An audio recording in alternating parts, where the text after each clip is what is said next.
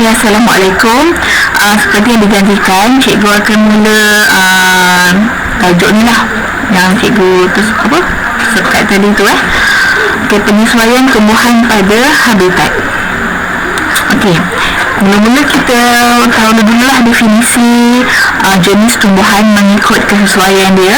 Okey, penyesuaian dia adalah mengikut habitat mengikut habitat. Okey, yang pertama, jika tumbuhan tersebut tinggal di kawasan yang tidak berapa kering dan juga tidaklah berapa berair dan air juga adalah cukup, jadi tumbuhan tersebut kita panggil dia adalah mesofit. Contoh tumbuhan mesofit, pokok mangga, pokok getah. Okey, jika di kawasan tersebut habitatnya adalah berair, berair seperti kolam atau tasik atau sungai, dan ada juga tumbuhan yang hidup di permukaan dan ada tumbuhan yang tenggelam. Jadi, kita panggil tumbuhan tersebut hydrofit. Contoh tumbuhan yang hidup di kawasan permukaan ialah teratai dan juga kiambang. Tumbuhan yang tenggelam ialah Hydrilla sp ataupun spesies rumpai laut.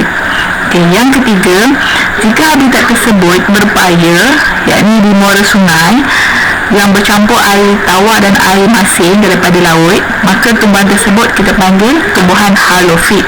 Contoh halofit ialah pokok bakau.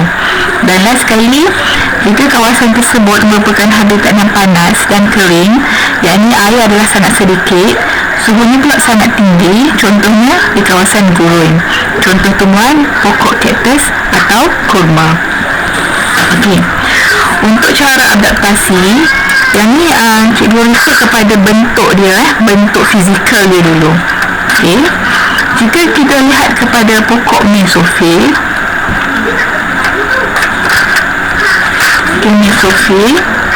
mesofil dia adalah seperti pokok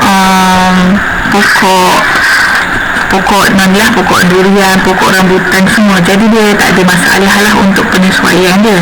Okey, jadi kita terus pergi kepada ciri penyesuaian tumbuhan hydrofit. Okey, hydrofit di sini contohnya ialah pokok bunga teratai.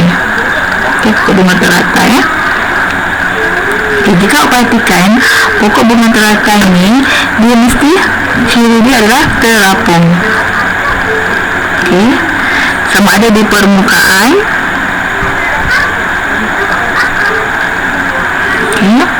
ataupun setengahnya tenggelam ni batu. So nampak ada juga yang tenggelam. Jadi jika dia tenggelam, maka ciri yang pertama dia, akar dia adalah serabut. Okay. Akar dia serabut dan dia juga mempunyai banyak ruang udara lah. Banyak ruang udara. Okay. Supaya lebih ringan dan stabil. Okay. Dia juga ada untuk sokongan.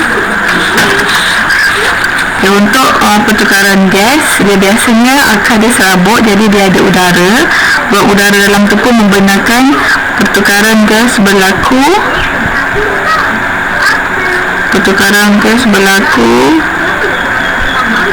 antara batang tumbuhan tersebut dengan air persekitaran dia.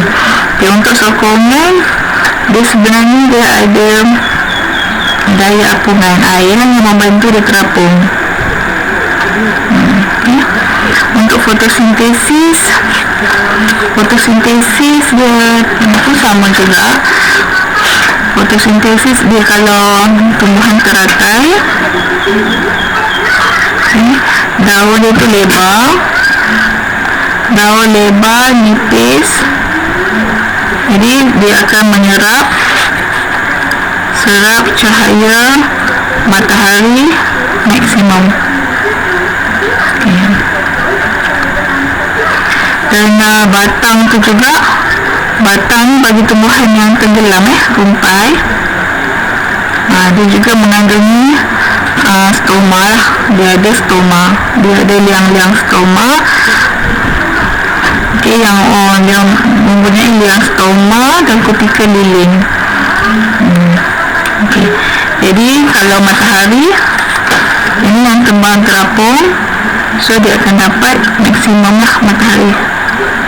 Kalau tumbuhan yang macam rumpai laut ni, dia akan dapat daripada cahaya dalam air ni. Ciri penyesuaian tumbuhan halofit.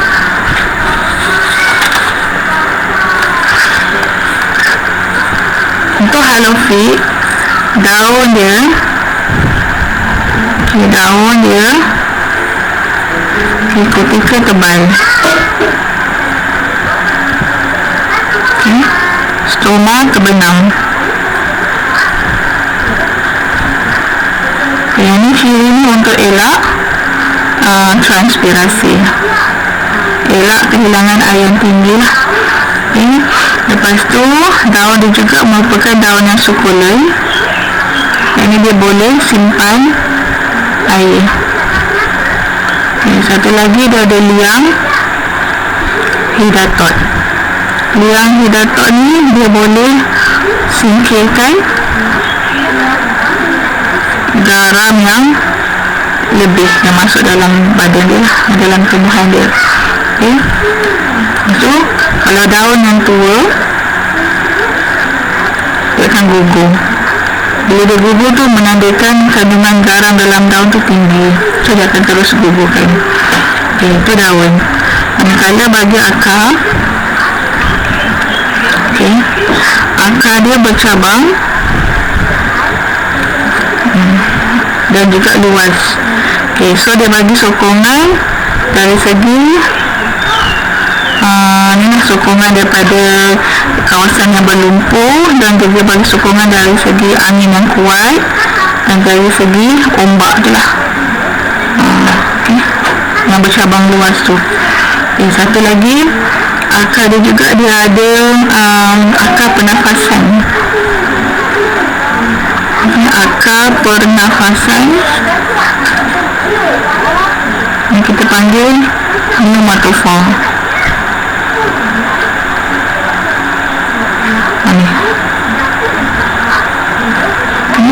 Pneumatophore. Dia tegak ke atas. Dia akan menjalankan proses pertukaran gas lah. Oksigen akan masuk dan karbon dioksida akan keluar. Pernafasan dia lah. Dan juga pada akar ni dia ada lenticel. Lenticel ni ialah liang udara ataupun lubang lah untuk pertukaran gas.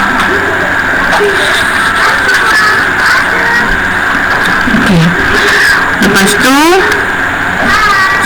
sel akar tu sendiri dia mempunyai kandungan ataupun kepekatan garam yang lebih tinggi daripada air laut. So air takkan hilanglah daripada sel.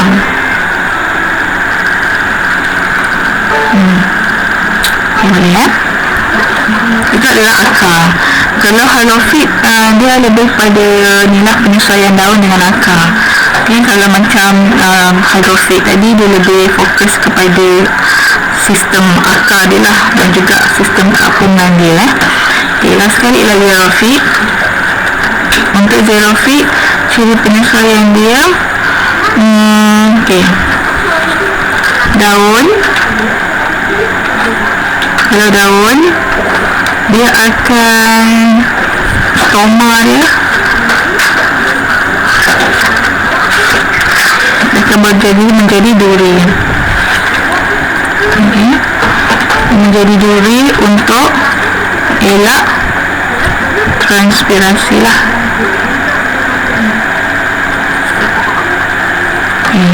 Daun dia juga sangat kecil lah, kecil dan berkutikel. Maksudnya dia ada lilin tebal.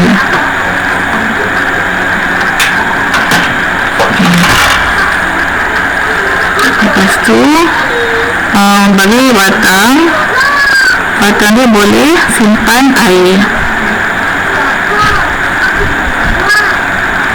Batang dia juga ada klorofil untuk fotosintesis, dan batang dia berduri untuk elak haiwan lah.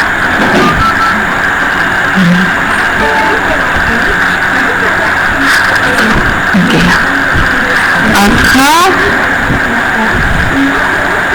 Akar dia halus dan panjang. Dia boleh pergi jauh ke dalam pasir untuk cari air. Ya, so ada 3 penyesuaian dia yang paling utama. Okey, so itu sahaja untuk kali ini. Cikgu dah ringkaskan dalam bentuk jadual macam ni lah. So harap pelajar